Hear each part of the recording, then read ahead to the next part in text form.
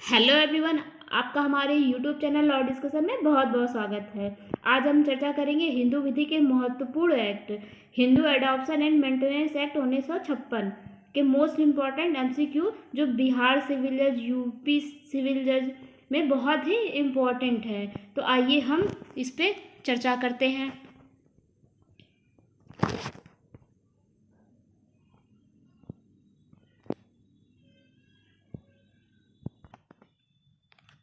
पहला क्वेश्चन, भारत में दत्तक एवं भरण पोषण से संबंधित विधि परिवर्तनीय है। ऑप्शन ए हिंदू विवाह एवं भरण पोषण अधिनियम 1956, ऑप्शन बी हिंदू दत्तक अधिनियम 1955, ऑप्शन सी प्राचीन हिंदू विधि, ऑप्शन डी उपरोक्त में से कोई नहीं। इसका सही आंसर है ऑप्शन ए हिंदू विवाह एवं भरण पोषण अधिनियम भारत में दत्तक एवं भरण पोषण संबंधी विधि परिवर्तनीय है। क्वेश्चन नंबर 2, यदि कोई हिंदू अधिनियम के प्रावधानों के विपरीत लेता है तो वह दत्तक। मान लीजिए कोई भी व्यक्ति है, अगर जो प्रावधान उनके लिए बनाए गए हैं अगर वो उनके विपरीत जाके अगर वो किसी बच्चे को दत्तक में लेता है तो वह दत्तक, ऑप्शन है इसका ऑप्शन ए अवैध, ऑप्शन बी वैध, ऑप्शन सी शून्य, ऑप्शन डी शून्य करड़ी। तो इसका सही आंसर है ऑप्शन सी, तो वह शून्य होगा अगर वह विधि के प्रावधानों के विपरीत लेता है तो। क्वेश्चन नंबर 3, यदि हिंदू पुरुष किसी अपत्य का दत्तक ले सकता है। ऑप्शन ए स्वस्थचित्त हो, मतलब वह स्वस्थ होना चाहिए, ऑप्शन बी वयस्क हो, मतलब वो मेजर होना चाहिए, ऑप्शन सी वयस्क एवं स्वस्थचित्त दोनों हो, ऑप्शन डी वयस्क या अवयस्क हो। इसका सही आंसर है ऑप्शन सी वयस्क एवं स्वस्थचित्त हो। क्वेश्चन नंबर 4, यदि किसी पुरुष की पत्नी जीवित हो तो दत्तक लेते समय पत्नी की सम्मति लिया जाना आवश्यक है। ऑप्शन ए नहीं, ऑप्शन बी हाँ, ऑप्शन सी उपरोक्त दोनों, ऑप्शन डी उपरोक्त में से कोई नहीं। इसका सही आंसर है ऑप्शन बी, तो दत्तक लेते समय पत्नी की सम्मति, उसकी कंसेंट लेना आवश्यक होता है। क्वेश्चन नंबर 5, किसी बालक को दत्तक कौन दे सकता है।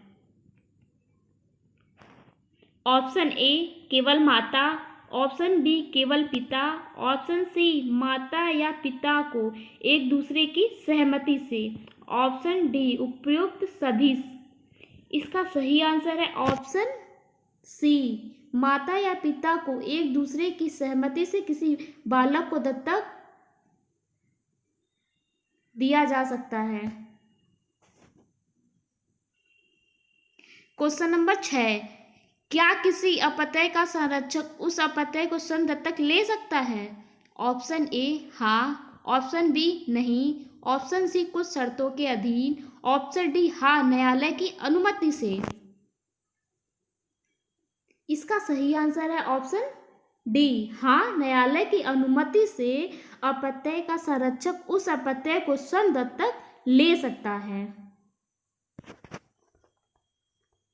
क्वेश्चन नंबर 7, 38 वर्ष का एक हिंदू पुरुष 15 वर्ष की लड़की का दत्तक ग्रहण करता है, यह दत्तक ग्रहण है।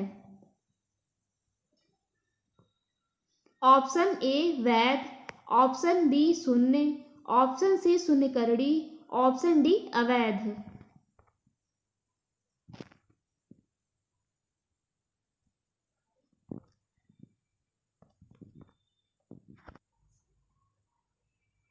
इसका सही आंसर है ऑप्शन बी शून्य, क्योंकि जो व्यक्ति दत्तक ले रहा है और जिसको वो दत्तक में ले रहा है उन दोनों के बीच जो एज की डिफरेंस होनी चाहिए वो 21 वर्ष होनी चाहिए। अगर वह उन दोनों के बीच में 21 वर्ष का डिफरेंस है तो वो वैध होगा, अगर 21 वर्ष का डिफरेंस नहीं है तो वो शून्य होगा।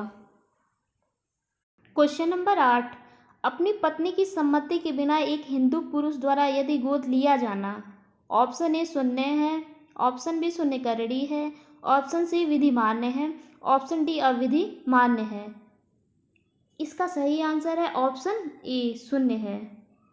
अगर वो अपनी पत्नी की सम्मति के बिना अगर गोद लेता है तो वो शून्य होता है।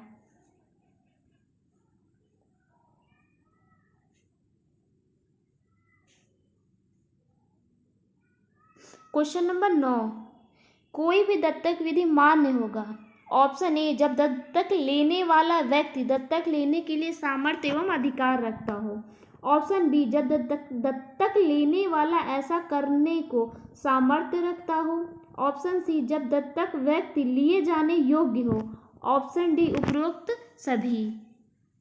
इसका सही आंसर है ऑप्शन डी, उपरोक्त सभी। वो जब दत्तक लेने वाला व्यक्ति दत्तक लेने के लिए सामर्थ्य एवं अधिकार रखता हो, जब दत्तक लेने वाला ऐसा करने को सामर्थ्य रखता हो, और जब दत्तक व्यक्ति लिए जाने योग्य है, ये सभी हैं विधिमान दत्तक के। क्वेश्चन नंबर 10, निम्नलिखित में से कौन दत्तक में अपत्य पुत्र पुत्री ले सकता है।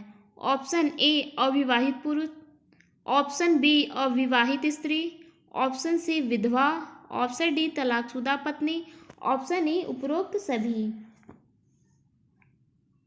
इसका सही आंसर है ऑप्शन सी, विधवा।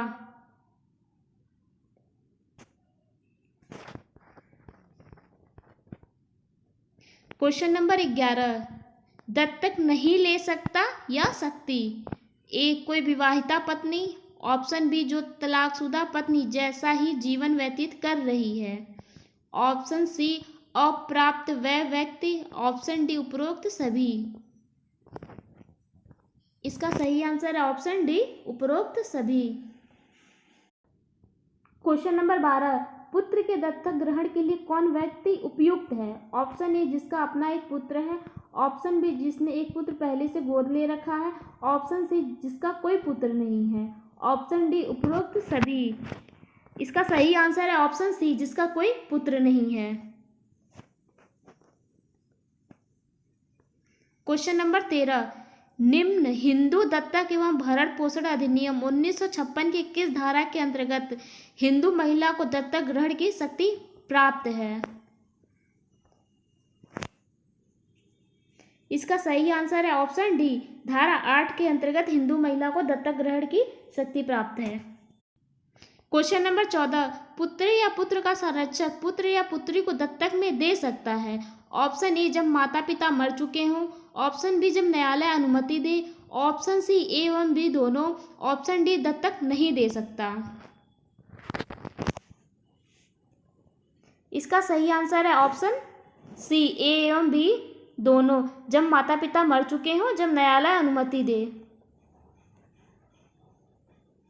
क्वेश्चन नंबर 15, अनाथ बच्चे को दत्तक दे सकता है। ऑप्शन ए, संरक्षक न्यायालय की अनुमति से।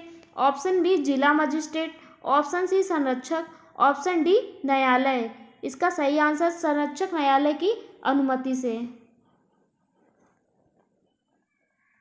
क्वेश्चन नंबर 16, कोई व्यक्ति दत्तक लिया जा सकता है जब वह ऑप्शन ए, हिंदू हो।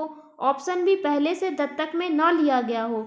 ऑप्शन सी, उसका विवाह न हुआ हो। ऑप्शन डी, उसने 15 वर्ष की आयु पूरी न की हो। ऑप्शन ई, उपरोक्त सभी।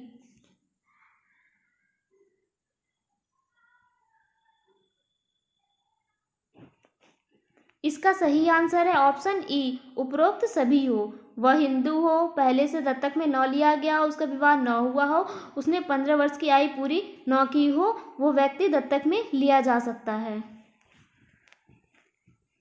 क्वेश्चन नंबर 17, यदि दत्तक ग्रहण पुत्र का किया जा रहा है तो दत्तक गृहीता पिता या माता का जीवित नहीं होना चाहिए। ऑप्शन ए, पुत्र। ऑप्शन बी, पौत्र। ऑप्शन सी, परपौत्र। ऑप्शन डी, उपरोक्त सभी।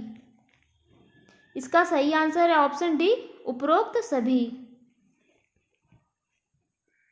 क्वेश्चन नंबर 18, यदि दत्तक किसी पुरुष द्वारा नारी का लिया जाता है तो दत्तक गृहीता और दत्तक नारी की उम्र में कितने वर्ष का अंतराल होना चाहिए। इसका सही आंसर है ऑप्शन डी 21 वर्ष का अंतराल होना चाहिए। क्वेश्चन नंबर 19, यदि किसी नारी द्वारा किसी पुत्र का दत्तक लिया जाता है तो दत्तक गृहीता नारी और दत्तक पुत्र के उम्र के बीच कितने का अंतराल होना चाहिए? Option A 15, option B 18, option C 20, option D 21। इसका सही आंसर है ऑप्शन डी 21 वर्ष का अंतराल होना चाहिए। क्वेश्चन नंबर 20, दत्तक में लिया जा सकता है। ऑप्शन ए पुत्र, ऑप्शन बी पुत्री, ऑप्शन सी पुत्र एवं पुत्री, ऑप्शन डी केवल पुत्र। इसका सही आंसर है ऑप्शन सी, पुत्र एवं पुत्री दोनों दत्तक में लिया जा सकता है।